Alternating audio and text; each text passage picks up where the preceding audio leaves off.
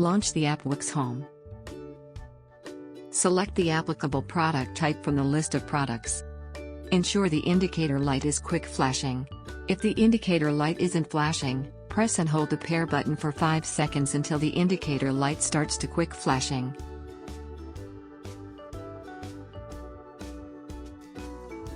Confirm the Wi-Fi network and password. The app will now search for the device and register as to your account.